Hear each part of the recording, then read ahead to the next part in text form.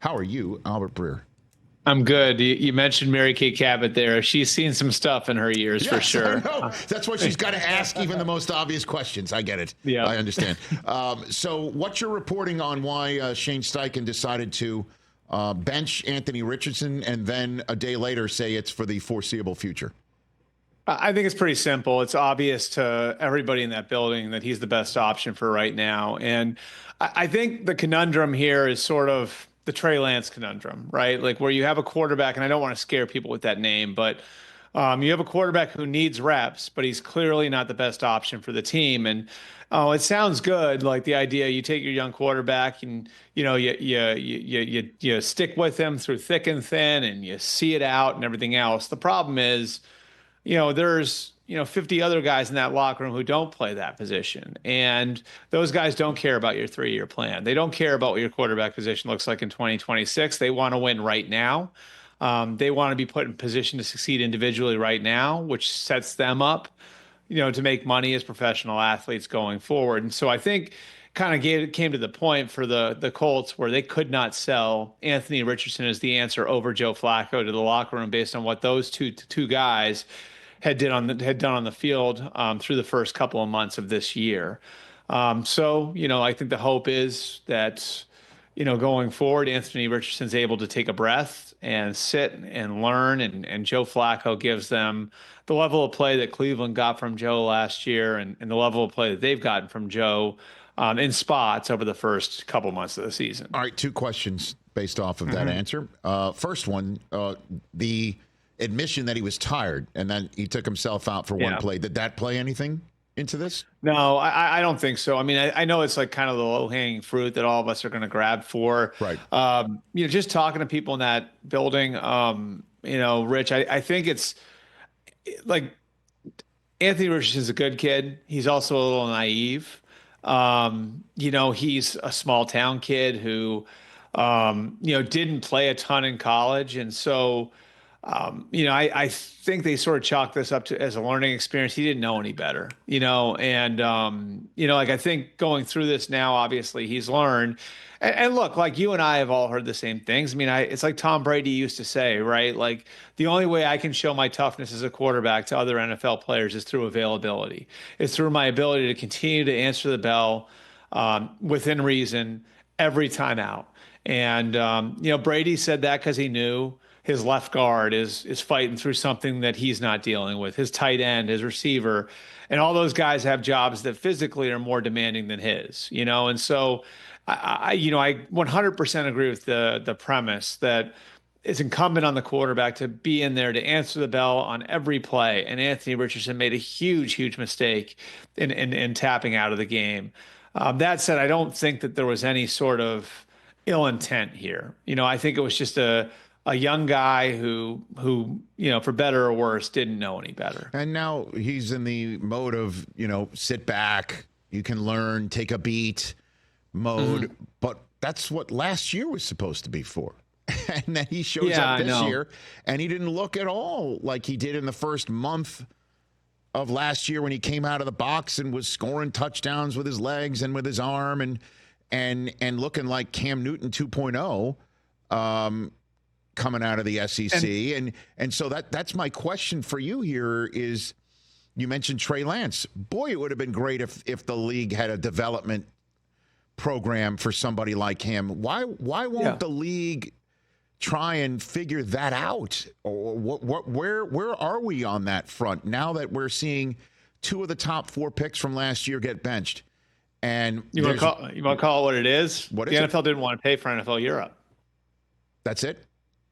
I mean, like as I see it, look, like the NFL's golden goose is college football. College football, they basically put college football in charge of developing these kids and making them stars and to making the NFL draft a sellable commodity, which I think you and I would agree it might be the second biggest event the league has now outside of the Super Bowl. College football does all of these things for the NFL. But it's also not a college football's coach to develop a player for the league. It's part of his job, but his job is to win games, And so sometimes these guys do make it to the league and they're a little bit raw because unlike, the G League and in basketball, the minor leagues, and baseball, the minor leagues, and hockey, the minor leagues in football, they're not their job is the primary function of the people at that level. Their job is not to develop the kid for the next level. It's just the harsh reality of it, So there are going to be kids who are going to come in and be completely ready to play in the NFL, and then there are going to be others that are less ready. And the way to solve it is to have a developmental league. And the NFL did have a developmental league. And that developmental league, unfortunately, was something that they couldn't figure out a way to monetize. So they decided to pull the plug on it. So now it's on somebody else to figure out a way to create a developmental league. And I mean, how many stabs have people taken at this in a sport that's really hard to monetize if you're not the NFL, right? Or you're not college football and you don't have that established system. You don't have that established fan base because football is an expensive sport to put on. It's not like basketball or soccer. Like the amount of infrastructure that you need to run a football league is massive. You're asking somebody else to do now what you weren't willing to do, which is take a loss to develop football players. That to me is the issue, because I think for a lot of these guys, the problem isn't like they're not getting enough practice time. Now the practice rules are part of it at certain positions, but I think a lot of the kids, and Anthony Richardson would be at the top of this list. A lot of the kids just need to go and play.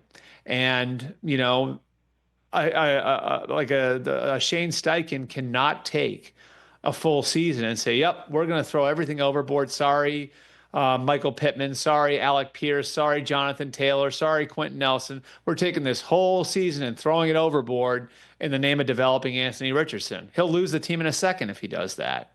So there needs to be some function. There needs to be something to develop these guys. And the NFL used to have it.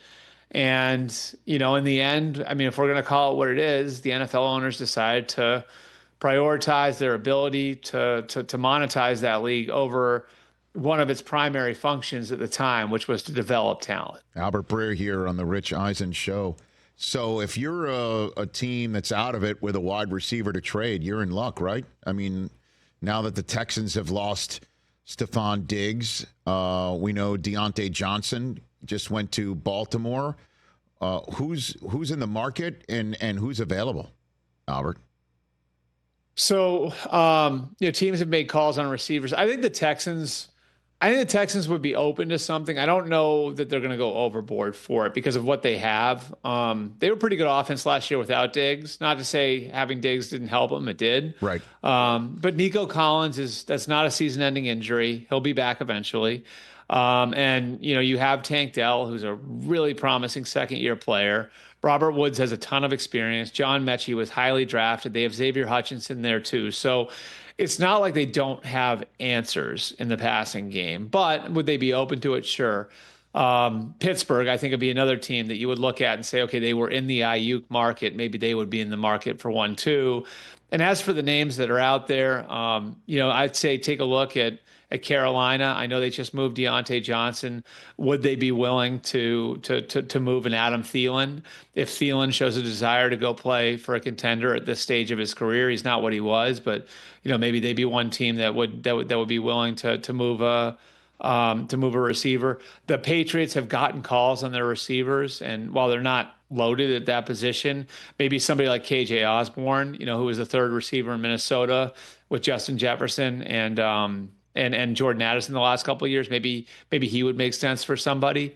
So there are some names out there. I don't know that there's a superstar out there, but the Texans would look at it. The Steelers, I think, would be a team that would definitely kind of sniff around at what's out there. And then maybe a third team would be the Bucs with the injuries to Mike Evans and Chris Godwin. Yeah, what is Mike Williams available from the Jets? Yeah, he would be another one. So yeah, what's interesting about him though, I can give you this little nugget on him. The Raiders tried to get the Jets to throw him in the trade for Devontae Adams, and the Jets wouldn't do it. Now maybe their stance on that has changed, but I know that won't happen for free, if that makes sense. Well, sure. That said, we might see on Thursday night on your broadcast you're a part of, the Jets fall to 2-7. And then that's truly what would say all she wrote at that point in time. I mean, because they'd have to win 8 in a row to get to that magic 10-win mark that it does appear you're going to have. I mean, maybe 9, but you already have enough losses to teams that you'd have to leapfrog over to get that seventh and final playoff spot. Plus, there's the issue of having the ability to actually rip off those many wins when you can't even win a game since week 3. That's if they lose tomorrow night. What are you hearing about this team that you're seeing on Prime Video tomorrow night? I know Jet fans are hanging their hats on cayenne pepper concoctions that Thomas Morstead is having Aaron Rodgers drink to feel better. What do you have, Albert? Yeah, it's a weird dynamic there. I feel like a lot of people are walking around on eggshells in that building right now. I don't think it's a very healthy place in general. I think Jeff Ulbricht's doing what he can, and I think he's an excellent leader. It seems to me like there's just like ownership has gotten that thing in a place where it's a tough place to go to work right now. There's pressure on everybody. I think people are feeling the pressure in that building. And there are a lot of guys who, have not played up to their billing. Let's call it what it is, Garrett Wilson, Sauce Gardner, Aaron Rodgers himself, Quinnen Williams has come around of late, but I think earlier in the year, they would have said he was a bit disappointing. So like a lot of this is the Jets' best players aren't playing to the level that they were expected to play to. And that's without even getting to some of the issues they've had that, maybe they didn't anticipate. The offensive line, like Morgan Moses is a warrior for playing through what he's played through, but I mean, he's 33 years old and dealing with a knee. Tyron Smith, again, like one of the greatest left tackles of all time, but he's clearly on the back nine. It's just, I think with each passing week, Rich, it gets harder and harder to see how this thing's going to come along. And oh, by the way, like I think, you and I have talked about this, right? Like, remember, like the concern that the players had on the firing of Saleh, right? Like that concern was the players looked at it like, what does this solve? We've got a really good defense. You're taking the architect of the defense out of the equation, and then you're stretching the defensive coordinator thin by making him learn how to be a head coach on the fly. I think some of that's manifested now, and the defense didn't play real well again down the stretch against a really shaky New England team with a backup quarterback down in there with their season on the line last week. So it's hard to kind of pin the Jets' problems on one thing right now because it feels like it's a little bit of everything and it starts at the top. When you say top, you're talking about the owner. Is that what you're saying? Okay. Before I let you go, my usual question of you, what are we not talking about that interests you, that's in your reporter's notebook, that you've heard, that you have a nice wrinkle or opinion on? Anything, Albert? You usually good for one of those? Yeah. Going out I think like what the Chiefs do over the next few days is going to be interesting. Their vision for the offense has really been kind of firebombed by injury, right? Like, so we know Rashee Rice is done for the year. That's set in stone. No matter what's been out there, he's done. Hollywood Brown, there's a slight chance he comes back during the playoffs, but I wouldn't anticipate it. So like they go out and they get DeAndre Hopkins, who is going to, in the short term, replace, Juju Smith-Schuster, who was replacing Rashee Rice, who, now then they have to figure out a way to use the two of them together. I just wonder if the Chiefs have one more swing left in them. If there's something that they're going to do on offense, if they have something, there's one more card for them to play because their defense is playing really well. I don't think they want to, expend a lot from a financial standpoint because of their cap situation. It's not just where they are from a cap standpoint right now, but it's that like guys like Trey Smith and Nick Bolton and Trent McDuffie are going to have to be taken care of contractually, in the near future. I just wonder if there's something creatively they can do because they're 7-0 and they haven't played their best. And it's crazy to think about. Like I made this comment the other day about the Lions. Like the Lions might have a move in them too. Like the Lions, I think will call around and maybe Brad Holmes channels his inner Ram and tries to take a big swing on a Max Crosby or a Myles Garrett. I don't think those guys are moving, but maybe that's there. But you just like look at the level the Lions are playing at, and it's like you forget how the Chiefs have a better record than them. The Chiefs have the best record in football, even though they haven't played their best. So I just wonder if if Brett Veach and Andy Reid have one more card to play here before the trade deadline. They traded for Josh Uche. They've already traded for DeAndre Hopkins. Is there another card for the Chiefs to play? I'll be interested to see. And you think that card, your best guess would be on offense? That it would be probably somewhere. another receiver? Probably. Another receiver? Yeah, probably something on offense. I don't know what it is, but and again, like there are real constraints there, but like a lot of calls are going to be made on big name play. We know like the generation of general manager that's in charge now, right? Like, so I mentioned Brad Holmes, and he's been very restrained in the way he's built the Lions, but that's why I say like channeling his inner Ram, like, and taking that big swing to maybe replace Aiden Hutchinson in the short term. Brett Veach has taken big swings over the course of his career. I don't know that it'll be one of those, but I just don't know that they're done yet, because I do think they'll get Pacheco back, they'll get Juju back. Do they feel like they've got enough there? Okay. I think it's an interesting question to ask. Okay. Personally, I think Mike Williams has a game-winning Super Bowl touchdown catch written all over him. But we'll see. We'll see. Albert, you looking to offload him? I am not looking to offload him. I look at him and I say that's this year's Mecole Hardman. Take him from the Jets, have him win the whole damn thing.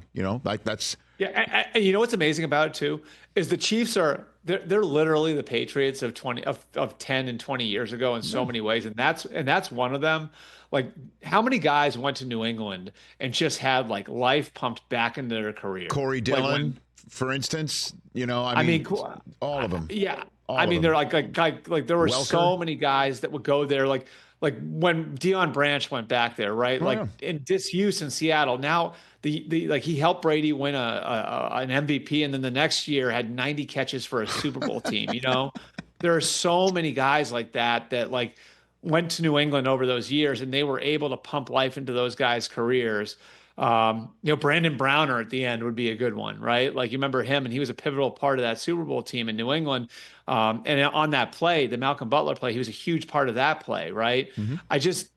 I wonder if there's a guy out there like that. And Mike Williams is a good name. Like, maybe that's a guy who he gets to Kansas City, and man, all of a sudden it's like, how did everybody miss on this guy? What I mean? It's an interesting thought. Pretty much. Have a great broadcast Thursday night. Thanks for today. Really appreciate it. All right. Thanks, Rich. Appreciate it. You got it. That's Albert Breer from Sports Illustrated. Check out the MMQB, and obviously Thursday Night Football on Prime Video right here on The Rich Eisen Show.